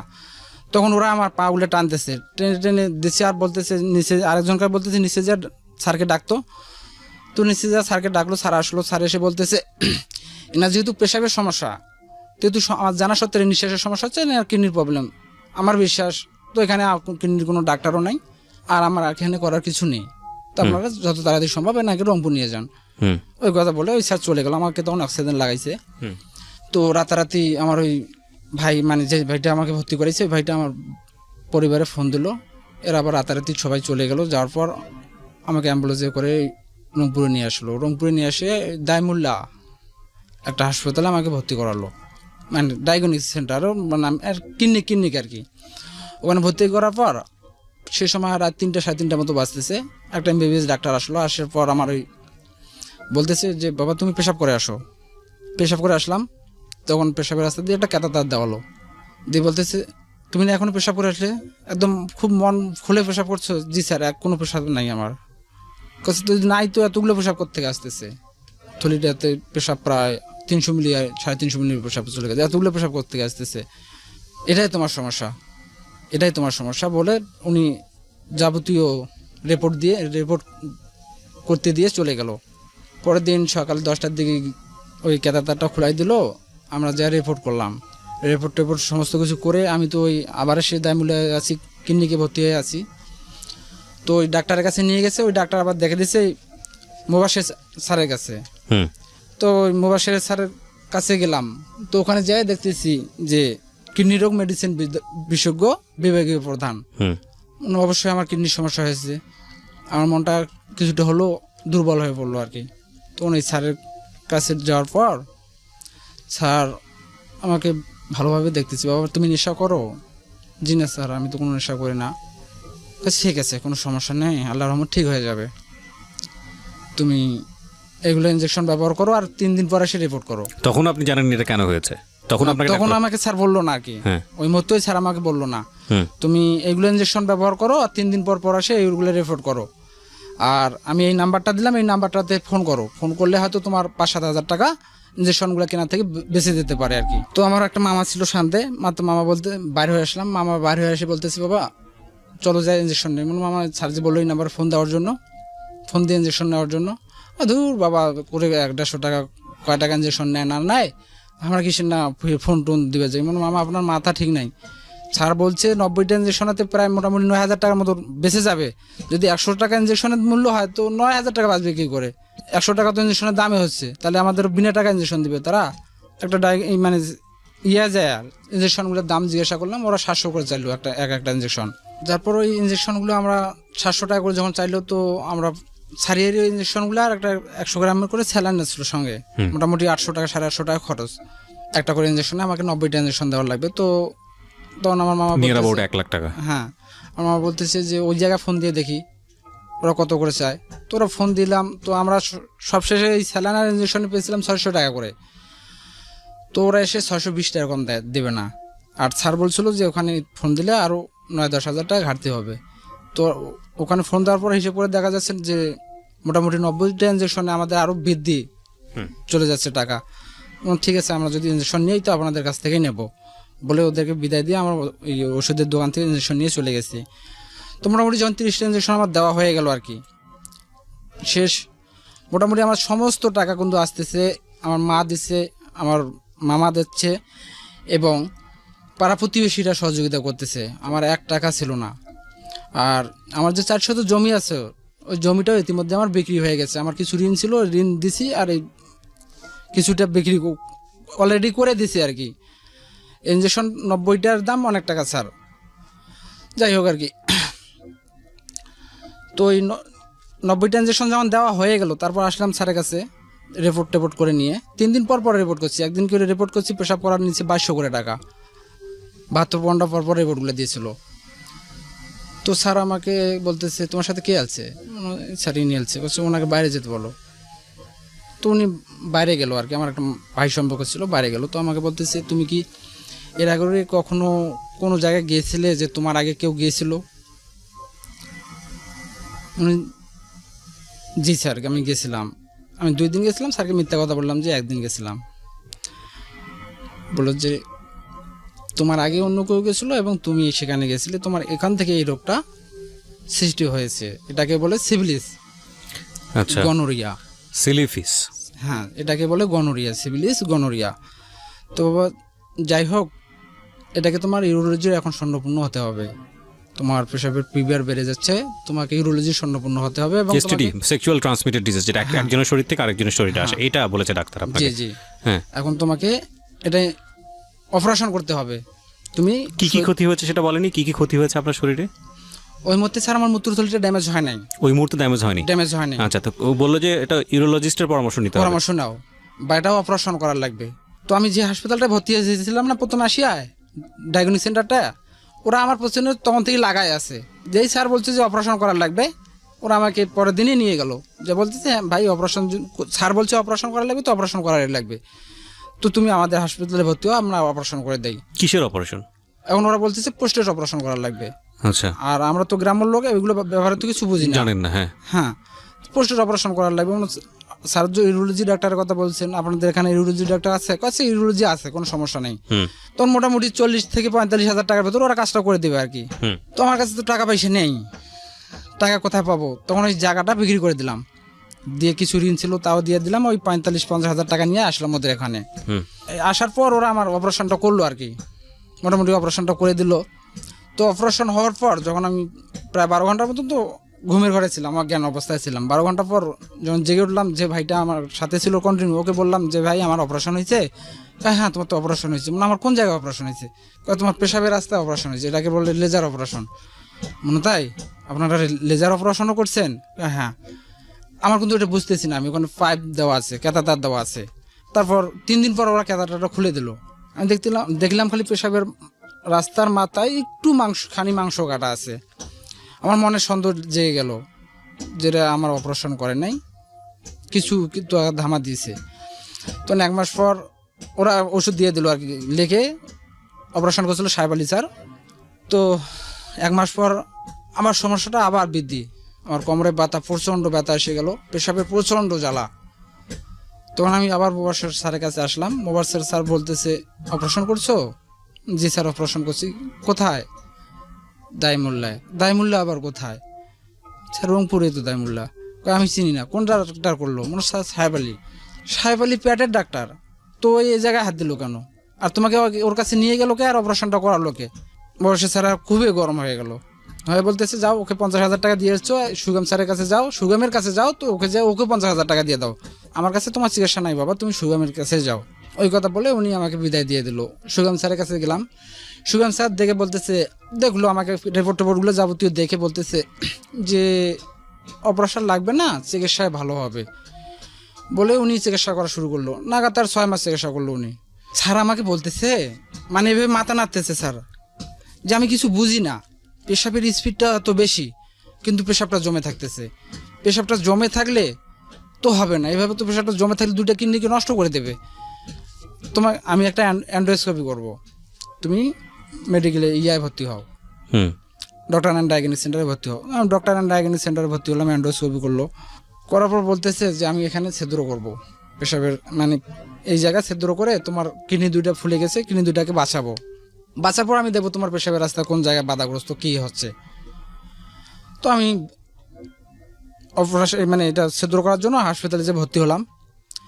তো আমার মতন এই রুগী আরও অনেক হাসপাতালে পড়ে আছে, অনেক রুগী পড়ে আছে। এত যে কষ্ট, কেউ কাঁদতেছে, কেউ কোকাচ্ছে। আমি 2-4 জনকে জিজ্ঞাসা করলাম যে স্যার কোকাচ্ছেন কেন? ও বাবা 3 দিন হলো অপারেশন করার, পেশাব বার হচ্ছে না, প্রচণ্ড জ্বালা। এইগুলো শুনে আমার শালাকে তখনই বললাম যে ভাই দেখ, এই অবস্থায় আমি খুব ভালো আছি, আর যদি অপারেশন করি তো আমি এমনিতে এখানেই মরে যাব, অপারেশন করা লাগবে না। দেখে ভয় পেয়ে গেছেন। হ্যাঁ, এই জন্য একজন ব্যক্তি বলেছিল যে প্রতি মুহূর্তে আমাদের সৃষ্টিকর্তার কাছে কৃতজ্ঞ থাকা উচিত, ধন্যবাদ দেওয়া উচিত, যে সকল প্রশংসা আল্লাহর এবং সর্ব অবস্থায় দেওয়া উচিত। তো এটা শুনে একজন লোক বলেছে যে সর্ব অবস্থায় কেন দিব, মানে সে তার নিজের জায়গা থেকে চিন্তা করেছে। বলে যে তুমি যে কথা বলতে পারছো এটার জন্য তোমার থ্যাঙ্কস দেওয়া উচিত, এই যে তুমি যে হাঁটতে পারতেছো এটার জন্য তোমার থ্যাঙ্কস দেওয়া উচিত, এই যে তুমি খেয়ে হজম করতে পারতেছো এটার জন্য তোমার থ্যাঙ্কস দেওয়া উচিত। কারণ এই জিনিসগুলা যখন বন্ধ হয়ে যায়, শরীরের ভিতরে কোনো একটা ফাংশন যখন ডিসফাংশনে চলে আসে, তখন আপনি রিয়েলাইজ করতে পারবেন যে আপনি কতটা আশীর্বাদ পুষ্ট ছিলেন। হ্যাঁ, যে এই যে ইউরিন শরীর থেকে নির্গত হওয়া, আমরা প্রতিদিনই সারা জীবন জন্মের পর থেকে আমরা এটা করে আসতেছি স্বাভাবিক জীবনযাপনে। যে লোকটার বন্ধ হয়ে যায়, মানে 1 ঘন্টার জন্য অতিরিক্ত বন্ধ হয়ে যায়, 2 ঘন্টার জন্য বন্ধ হয়ে যায়, সে বুঝতে পারবে যে এটা আসলে জ্বালাটা কি, যন্ত্রণাটা কি। হ্যাঁ, এই জন্য এটা বলে না যে মানুষ বিপদে না পড়লে আল্লাহর নাম নেয় না। তো এই জন্যই আমাদের বেশি বেশি শুকর করা উচিত যারা আমরা সুস্থ আছি আর কি। জি বলেন। তারপর স্যার ওখান থেকে ব্যাগ হয়ে আসি, ডাইরেক্ট স্যারের কাছে গেলাম, সুয়ান স্যারের কাছে গেলাম। স্যার গিয়ে বললাম যে স্যার আমি অপারেশন করব না। যে ঠিক আছে, অপারেশন না করলে ক্যাথাটার লাগাও, ক্যাথাটার 14 দিনের মতন রাখো, তারপর দেখি তো এটা কি জিনিস ক্যাথাটার? পেশাবের রাস্তা দিয়ে একটা পাইপ দেওয়া, পাইপ আর ওই যে স্যালাইনের ব্যাগের মতো যেটা থাকে, জি স্যার, ওখানে গিয়ে জমা হয়, পরে ফেলে দিতে হয়। হ্যাঁ, ফেলে দিতে হয়। আচ্ছা, তো ওই ক্যাথাটার যা ওই দিলাম, রংপুরে দিছি। রংপুরে দিয়ে আমি হেঁটে হেঁটে বাস স্ট্যান্ড পর্যন্ত হেঁটে আসতেছি। খারাপ লাগতেছে না, আমার খুব ভালো লাগতেছে। হাঁটে আসার পর ওই যখন গাড়িতে উঠলাম, ওঠার পর প্রচণ্ড পেন করা শুরু হয়ে গেল। পেন, হ্যাঁ, যথেষ্ট ব্যথা। তো ওই মধ্যে আমার মাথায় কোনো শেষ নিল না যে আমি আবার স্যারের কাছে ঘুরে যাব। আমি মানে বাসার দিকে ব্যাগ দিলাম। তো প্রায় 50 কিলোমিটার রাস্তা রংপুর থেকে আমাদের বাসা। তো গাড়িতে আসার পর, গাড়ি থেকে নামার পর যে আমি পা নড়াবো তার মতো আর দিশা পাচ্ছি না। এই অটোয় উঠছে, বসে আছি, অটো যদি একটু ঝাঁকা দিচ্ছে তো আমার মনে হয় কলজা বরাবর যায় লাগতেছে। আর ওই ক্যাথাটারের দিয়ে রক্ত বার হচ্ছে আর কি। প্রচণ্ড কষ্ট হচ্ছে, আমি আর সহ্য করতে পারতেছি না। মানে পা একদম নড়াতে পারছি না। অটো যে ওকে চলাবে ও, আমি চলাতেও দিচ্ছি না। ভাই আমার লাগতেছে, ভাই আমার লাগতেছে। ভাই তাহলে বাড়ি যাবো না? মানে বাড়ি যায় কী করবি? আমার তো যে যন্ত্রণা হচ্ছে, আমি বাড়ি যায় কী করবো? তুই আমাকে মেডিকেলে নিয়ে চল। তখন আমার মামাকে আবার ফোন দিল, আমার মামা আরও কারা 2-4 জন। আমি আর কিছু দেখতেছি না, আমি দেখতে পাচ্ছি না, কারো কথা শুনতেছি না। আমি শুধু বলতেছি আমাকে মেডিকেলে নিয়ে চলো, মেডিকেলে নিয়ে চলো। তো আমরা কাছাকাছি সোদপুর মেডিকেল আসলো, ওখানে মেডিকেল নিয়ে যেতে যে আমার মানে ফজর আজান পার হয়ে গেছে, প্রায় মোটামুটি 6টার দিকে, 11টা থেকে 6টার দিকে আমাকে খুব বেশি হলে আড়াই কিলোমিটার রাস্তা নিয়ে গেছে অটোয় করে। যাওয়ার পর ওনারা ওই পাইপটা খোলাই দিল, মেডিকেলে 100 হাসপাতালে আমার পাইপটা খুলে দিল। পাইপটা খুলে দেওয়ার পরে আবার ওরা আমাকে ক্যাথাটার দেবে। আমি উঠে দাঁড়াবো, তার মধ্যে আমি শক্তি পাচ্ছি না। ওরা আমাকে আবার ক্যাথাটার দেবে, মানে ওরা আমাকে ক্যাথাটার দিলে ওকে আর 200 টাকা পাবে ও, আর ক্যাথাটার যদি না দেয় তো 200 টাকা পাবে না। আমার মামাকে বলতেছে, ডাক্তার বলছে ক্যাথাটার দেওয়ার জন্য, ও আবার দিচ্ছে না। আমি যে হাঁটবো, সে হাঁটিবারও পাইছি না। আবার ওরা জোর করে ধরে আর একটা ক্যাথাটার লাগাই দিল। মানে এই মুহূর্তে আমি আল্লাহ তাআলার কাছে মৃত্যু কামনা করছিলাম যে আল্লাহ তুমি এর থেকে আমাকে মৃত্যু দাও। তারপর আমাকে এই একটা ভ্যানের মধ্যে নিয়ে যা তেতলা নিয়ে শোয়াইলো। ব্যথার একটা ইঞ্জেকশন দিয়েছিলো, ঘুমের একটা ইঞ্জেকশন দিয়েছিলো। তো আমি ঘুমিয়ে পড়ছি। তো 12টার দিক ম্যাডাম আছে, আসি করছে কী অবস্থা, রিপোর্টগুলো দেখে বলতেছে ক্যাথাটার কয়েকদিন রাখতে বলতে স্যার, ওনা আজকে খুলে ফেলতে বলছে। তখনও আমার রক্ত বার হচ্ছে, খুব জ্বালাও করতেছে। বললাম যে আপা, স্যার বলছে যে যতক্ষণ এসে ততক্ষণ রাখার জন্য, আপনি আমার ক্যাথাটারটা খুলাই দেন। তো ম্যাডাম তখন বললো যে ফুটা করে কি, পেটে ফুটা করে নাকি ইউরিনের রাস্তা দিয়ে? ইউরিনের রাস্তা দিয়ে। হ্যাঁ, ভয়ঙ্কর। তখন স্যালাইনের পাইপের থেকে অনেক মোটা স্যার, যাদের কখনো যায় নাই, যারা কখনো ইয়ে পড়ে নাই, তারা হয়তো আমার এই কষ্টটা বুঝবে না, কিন্তু যাদের গেছে তারা। আপনার প্রতি মুহূর্তে মনে হয় নাই যে জীবনে এই ভুলটা কেন করছিলাম? এখনো মনে হয়। আল্লাহ তাআলার কাছে আমি বারবার কাঁদি যে আল্লাহ, জীবনে আমি কাউকে ভেটা কথা বললাম না, কারোর সাথে আমার কাসাল হলো না, কারোর সাথে আমার কাজিয়া হলো না, শুধু একটা মাত্র ভুল। কি বল, একটা ভুলের জন্য আমাকে এত বড় পাপ দিয়ে দিচ্ছ, এত বড় একটা কষ্ট দিচ্ছ। প্রতিনিয়ত আমার স্ত্রীও 5 ওয়াক্ত নামাজ পড়ে, এখনো 5 ওয়াক্ত নামাজ পড়ে প্রতিনিয়ত। আপনি আজকে যে কথাগুলো এখানে বলছেন, এটা আপনার স্ত্রী কিন্তু জানে না? আমার স্ত্রী জানে না, আমার পরিবারগতভাবে কেউ জানে না, আমার পাড়াপড়শি কেউ জানে না। ম্যাডাম ওই তারটা খুলাই দিল, আমার খুলাই দিল। খুলাই দেওয়ার পর ওখানে থাকলাম মোটামুটি 3 দিন। থাকার পর ওখান থেকে বাড়িতে আসলাম আর কি। বাড়িতে এসে আর চিকিৎসার দিকে যাচ্ছি না, পয়সা করে নেই। মোটামুটি প্রায় 30-40 হাজার টাকা ঋণ হয়ে গেছে। খুব বেশি জ্বালা হলে, খুব বেশি যন্ত্রণা হলে ট্যামলোসিন, স্যারদের দেওয়া ওষুধ কিছু কিনে খাইনি আর কি, খেলে কিছুটা কমে যায়, ওই অবস্থায় আছি। তো আমার এক ভাই বলতেছে যে তুই কি সাইকেল চালাতে পারবি? আমি বললাম যে ভাই এই অবস্থা আমি সাইকেল চালাতে পারি, সাইকেল চালালে তো আমার ব্যথা শুরু হয়ে যায়। কয় তোকে একটা অটো সাইকেল বানাই দেয়। কী করবো এখানে অটো সাইকেল দিয়া? কয় তুই চা পাতা দোকানে দিয়ে পারবি? মনে দেখ আমার তো বাড়িতে ভাত নাই, উপাসে আছি, যদি হয় তো কষ্ট একটু করে দেখি কতটুকু পারি। তখন ওর ফিরে এক এরিয়া ম্যানেজার, ব্র্যাকের এরিয়া ম্যানেজার, তো আমাকে নিয়ে যাওয়ার পর ওরা ওই ব্যবস্থাটা করে দিল। তো মোটামুটি প্রতিদিন আমি বিক্রি করি 5 থেকে 6 হাজার টাকার মতো চা পাতা বিক্রি করি। তো ওরা আমার উপর সন্তুষ্ট। 1 সপ্তাহের ভেতরতে আমাকে একটা সাইকেল অটো সাইকেল বানাই দিল যাবতীয়। ওই অবস্থায় আমার মানে আমার এই ব্যথাটাও একটু কম আর কি, একটু রানিংয়ে আছি তো একটু ব্যথাটাও কম কিন্তু পেশাবের জ্বালাটা কন্টিনিউ হয়ে যাচ্ছে আর কি। তখন ঢাকা থেকে মইনুল হক স্যার যেত আমাদের সৈয়দপুরে, তো আমি মনে হয় একটাবার মইনুল হক স্যারের কাছে যাই। মইনুল হক স্যারের কাছে গেলাম, যাওয়ার সাথে তো উনি বলতেছে, স্যারকে বললো যে অপারেশন করছো? মনে না স্যার অপারেশন একবার করছি তো এই অপারেশন করছে, কয়েছে ওরা মাল্লি পাঠাইছে। বললো যে ওরা মাল্লি পাইটিয়ে দিছে। স্যার এখন কি করার লাগবে? কয়েছে অপারেশনে করার লাগবে, তুমি আরইউজি এক্সরে করে নিয়ে আসো, আমি দেখি। তো তখন আরইউজি এক্সরে একটা করলাম স্যার, প্রায় আরইউজি একটা এক্সরে করতে মিনিমাম হলো 20 মিনিট লাগে। তো ওখানেও ওই পেশাবের রাস্তা দিয়ে একটা ক্যাথাটার দিয়ে এগুলা ওষুধ দেয়, আর যথেষ্ট জ্বালা, ওখানে প্রচুর পরিমাণে জ্বালা। যারা করেনি তারা জানবে না, যারা করছে তারা জানবে। তারপরে রিপোর্ট নিয়ে গেলাম স্যারের কাছে, বলতেছে অপারেশনে করার লাগবে। আর ততক্ষণে আমাদের মাথায় একটা জিনিস ঢুকে দিয়েছিল একজন, যে সমাজসেবা অধিদপ্তর থেকে কিডনি রোগীর জন্য কিছু সাহায্য চাইলে আবেদনপত্র করলে কিছু সাহায্য সহযোগিতা পাওয়া যায়। তো আমরা এইদিকে কাগজপাতিগুলো নাট করছিলাম। তো নাট করার পর দেখতেছি ওখানে একজন কিডনি বিশেষজ্ঞ স্যার লাগবে। তখন ওই মনিরুল হক স্যারকে বললাম যে স্যার এরকম কাছে, হ্যাঁ আমি তো জানি এগুলা, আমি সাইন দিলে তুমি টাকা পাবে, কিন্তু তুমি টাকা পেলে আমার লাভ কি? স্যার আমাকে বলতেছি তুমি টাকা পেলে আমার লাভ কি? স্যার আমি টাকাটা যদি পাই আপনার কাছে আমি অপারেশনটা করবো। কাছে তার কোনো ভ্যালু আছে?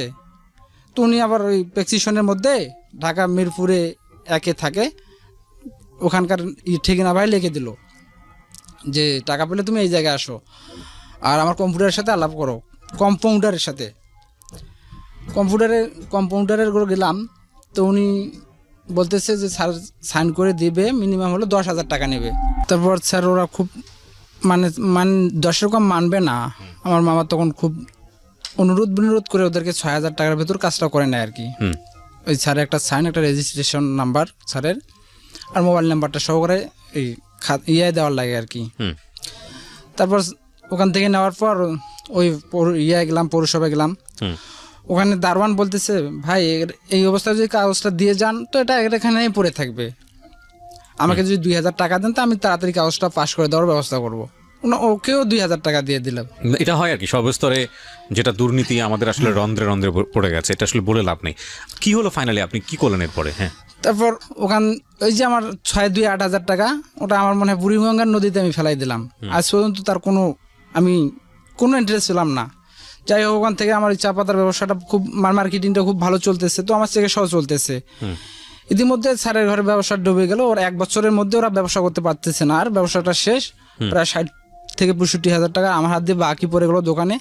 আজ পর্যন্ত আমি সেই টাকাগুলো একটা উঠাতে পারিনি, আর কেউ আমাকে টাকা দেয়নি। তো আমি ইতিমধ্যে কিছু টাকা ওখান থেকে আমার উঠে তখন ঢাকায় আসলাম শহীদুল ইসলাম সেলিম স্যারের কাছে।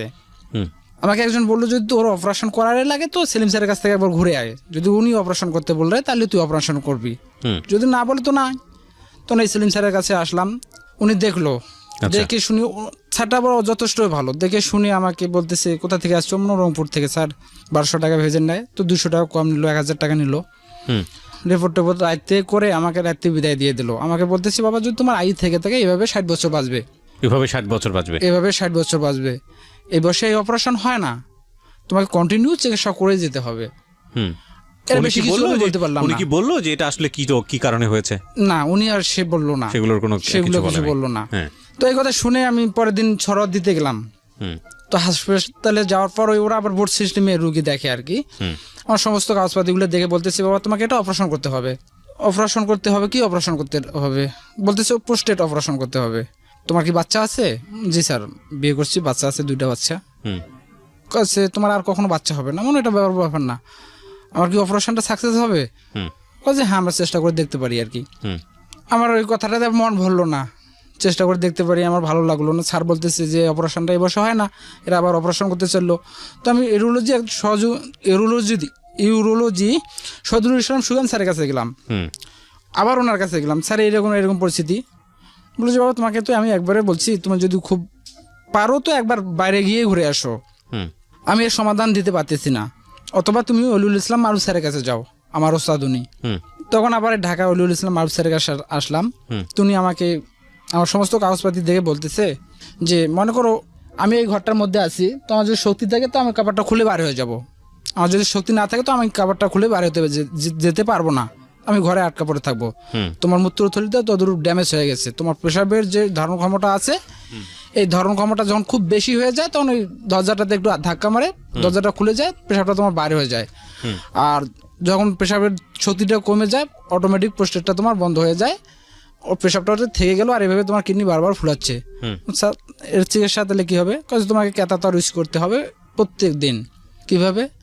তখন স্যার ওর পেয়ে আবার আমাকে একটা রুমে নিয়ে যেয়ে ক্যাথাটার কীভাবে দেওয়ার লাগবে, কীভাবে বেরকার লাগবে এগুলো দেখাই দিল আর কি। দেখাই দুকে দিল, তো আমি ওই বাসায় গিয়ে ক্যাথাটা প্রত্যেকদিন একবার করে রোজ রাত্রে শোয়ার সময় একবার করে দেই, বাইর করি। যখন ক্যাথাটারটা দেই পোস্টেটে যে আঘাত লাগে তখন কি যে লাগে একমাত্র যারা দিচ্ছে তারাই জানে, যারা দেয়নি তারা জানে না। তো এভাবে 13 দিন দেই আর কি। 13 দিন দেওয়ার পর 14 দিনের মাথায় আমার একটা অন্ডকোষ ফুলে তীব্র ব্যথা, আমি সারা রাত ঘুমাতে পারি না, আমার মামা আমার মা সবাই আমার পাশে, মানে আমি যে পা নড়াবো তার মতো আর আমার কোনো ক্ষমতা নেই। মারুফ স্যারের কিন্তু নাম্বার ছিল আমার কাছে, আমি স্যারকে ফোন করলাম, স্যার এই সময় স্যার বলতেছে আমি তো আগামী সপ্তাহে আসবো না, তুমি মেডিকেলে অ্যাডমিট হও। তখন রংপুর মেডিকেলে আসলাম। রংপুর মেডিকেলে আসার পর ওই ব্যথার ইঞ্জেকশন দিয়ে ব্যথাটাকে থেমে রাখলো আর কি। মোটামুটি 5 দিন না 7 দিনের মতো ওখানে থাকলাম আর কি। থাকার পর সুগম স্যার রলিউল ইসলাম মারুফ স্যার আসলো ঢাকা থেকে রংপুরে যায় স্যার, প্রাইমে বসে ওনার কাছে গেলাম। যাওয়ার পর বলতেছে তোমার যে ক্যাথাটারটা তুমি ইউজ করছো ওটাতে ইনফেকশন হয়ে গেছিলো, হয়তো রোদে শুকানো হয় নাই অথবা গরম পানি দিয়ে ভালো ঠিকঠাক করে ধোয়া হয় নাই, না হওয়ার কারণে ইনফেকশন হয়ে গেছে। তো যাক তোমার কপাল ভালো, যাক এখন পর্যন্ত বাস্টও হয় নাই আর অকাজও হয়ে যায় নাই, তুমি এখনো ভালো আছো, এটা আল্লাহ তাআলার কাছে খুশি করিয়া 1 সপ্তাহ তোমার ক্যাথাটার ইউজ করা লাগবে না, 1 সপ্তাহ পর আবার ইউজ করো।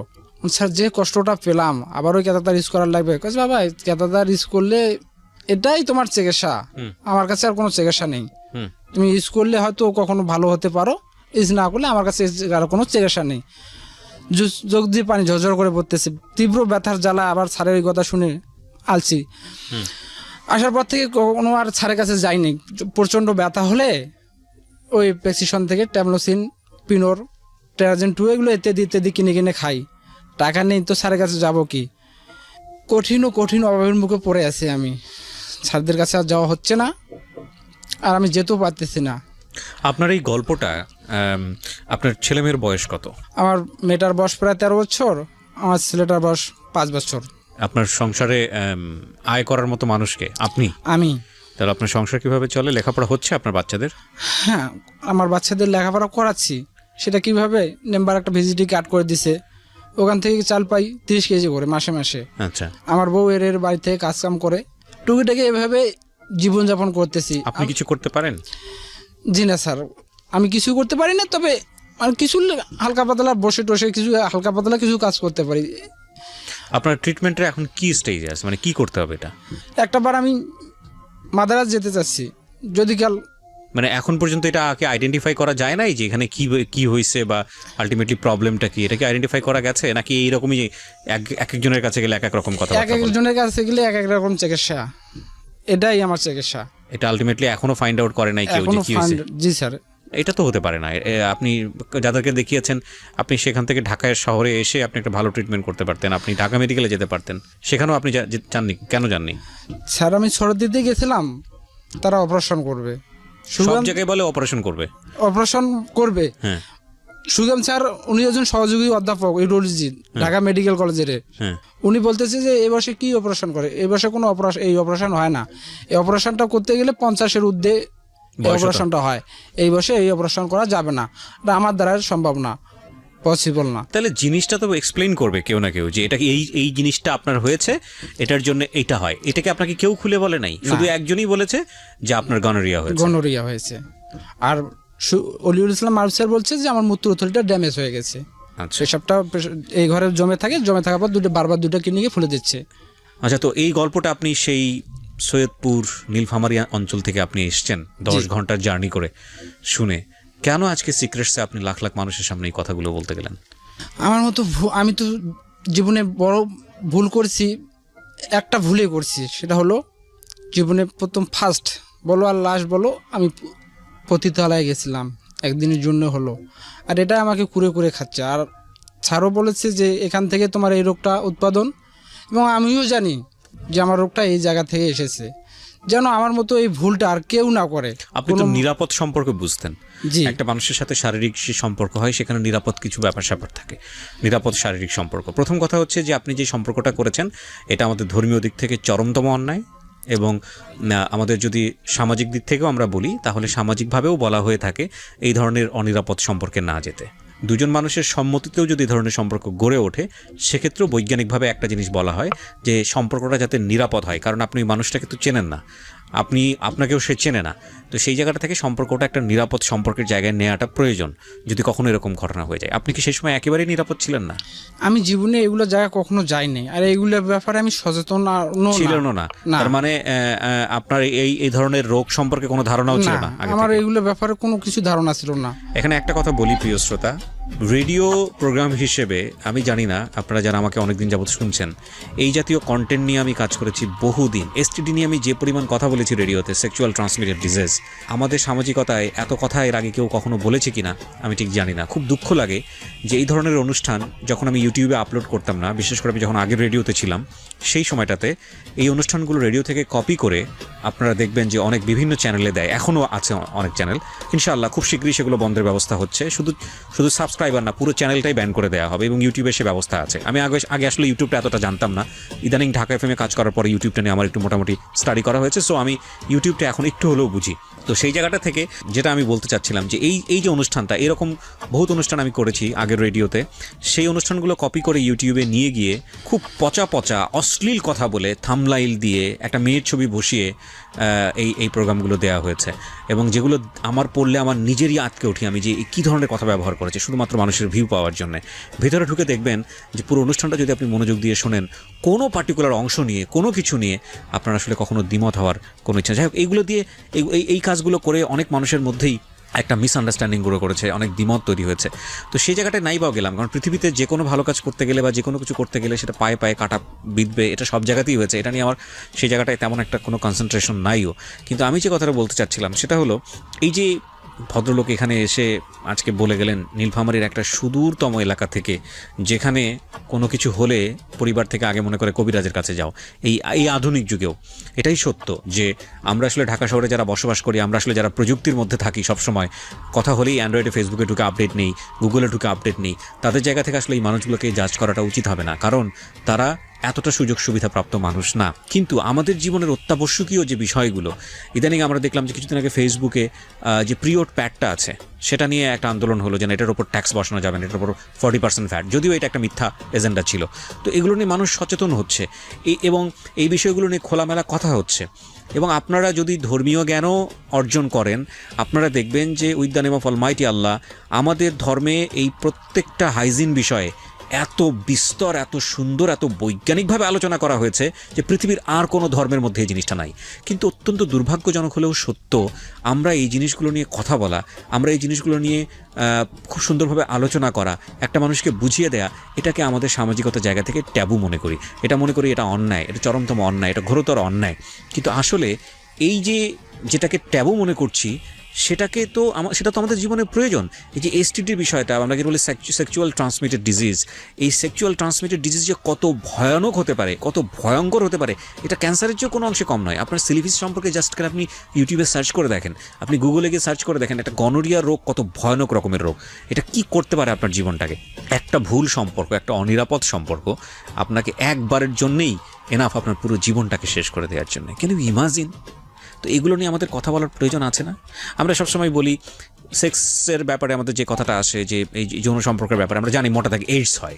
এইডস অত্যন্ত ভয়াবহ একটা রোগ, কিন্তু এইডসের বাইরেও যে আরও অসংখ্য রকমের রোগ আছে যেটা একজনের শরীর থেকে আরেকজনের শরীরে যায়, এবং এটা কত ভয়ানক হতে পারে এটা সম্পর্কে কিন্তু তেমন কেউ আমরা কিছু জানি না।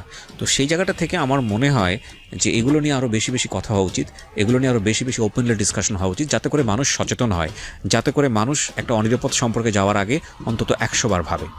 ঠিক আছে? তো আজকের এই অনুষ্ঠানটা সেই জায়গাটায় অনেক বড় একটা মাইল ফলক আমি মনে করি, এবং এগুলো নিয়ে আরও বিস্তর ভবিষ্যতে কাজ হবে। জি, এটা ঠিক যে আমি অনেক ধরনের এজেন্ডা নিয়ে কাজ করেছি আমার রেডিও অনুষ্ঠানে। আলহামদুলিল্লাহ প্রচুর মানে কোয়ালিটি সম্পন্ন গল্প এখানে গেছে, বিভিন্ন এরিনা থেকে মানুষজন এসছে। 7.5 years না, আমি যদি ভুল না বলে থাকি তাহলে প্রায় 9 years যাবত আমি এই ধরনের প্রোগ্রাম করছি মানুষের লাইফ স্টোরি নিয়ে। তো সেখানে এমন কোনো অঙ্গন নাই যে বাদ যায়নি, শুধু একটা অঙ্গনের গল্প আমার কাছে মনে হয় আমি এখন পর্যন্ত প্রচার করতে পারিনি, সেটা হচ্ছে এইডস ভিকটিম বা যার শরীরে এইডস আছে, HIV পজিটিভ এবং সে এইডসের রুগী, এইরকম কাউকে আমি আমার আজকের অনুষ্ঠান এখন পর্যন্ত পাইনি, যাকে আমি আপনাদের সামনে পরিচয় করিয়ে দেব যে আসলে কিভাবে হয়েছে। তো আমার মনে হয় যেহেতু আমি আজকের এই অনুষ্ঠানে এই কথাটা বললাম, কেউ যদি সাহস করে আসেন, তার সমস্ত পরিচয় গোপন রেখে আমি তাকে রিপ্রেজেন্ট করতে চাই সোসাইটির কাছে যে আসলে কী ঘটনা ঘটেছিল যে কারণে আপনি এইডসের পেশেন্ট। তো আপনারা সবাই নিজ নিজ জায়গা থেকে সচেতন হন। এবং আমি শেষ বেলাতেও এসে কথাটা বলতে চাই, সৃষ্টিকর্তা ভীরু যারা মানুষ আছেন, আল্লাহ ভীরু মানুষ যারা আছেন, তাদেরকে বলতে চাই যে শুকর করাটা খুব জরুরি, আপনি যে অবস্থায় থাকুন না কেন। কজ আপনার শরীরের একটা অঙ্গ যদি নষ্ট হয়ে যায়, একটা অঙ্গ যদি ডিসফাংশনে চলে যায়, তখন আপনি বুঝতে পারবেন যে আল্লাহ আপনাকে কী পরিমাণ ভালোবেসে এই জিনিসগুলো দিয়েছিল, এবং সেটার আপনি প্রপার যত্ন করেননি বলে, প্রপার ভ্যালু দেননি বলে আজকে আপনার এই অবস্থা। সো আল্লাহ আমাদের সবাইকে সেভ করুক, আমরা নিজেদের প্রতি সচেতন হই এবং দোয়া করি যারা ভিকটিম তাদের জন্য, বিশেষ করে এই ভাইটির জন্য। ওনার জন্য যদি কেউ কিছু করতে চান, বিশেষ করে কোনো ডাক্তার যদি ওনাকে হেল্প করতে চান, বা কেউ